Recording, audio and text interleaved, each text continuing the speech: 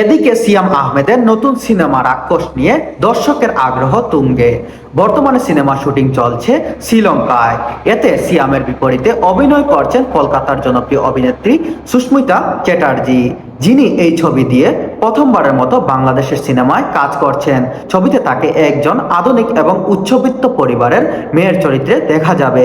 ছবিটি পরিচালনা করছেন মেহেদী হাসান হৃদয়। শিরোনামে প্রায় ৮০% শুটিং ইতিমধ্যেই শেষ করে হয়েছে। আগামী 5 ফেব্রুয়ারি পুরো ইউনিট ঢাকায় ফিরবে। বাকি অংশের শুটিং ফেব্রুয়ারির মাঝামাঝি সময়ে দেশে করা হবে।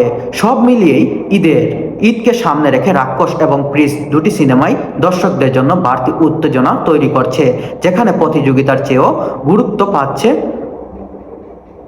পারস্পরিক সম্মান ও ভালোবাসার কাজের অভিজ্ঞতা। আপনাদের মতে কি? রাক্ষস সিনেমা এবং মেগাস্টার শাকিব খানের প্রিন্স সিনেমা নিয়ে আপনাদের মতামত অবশ্যই জানিয়ে যাবেন।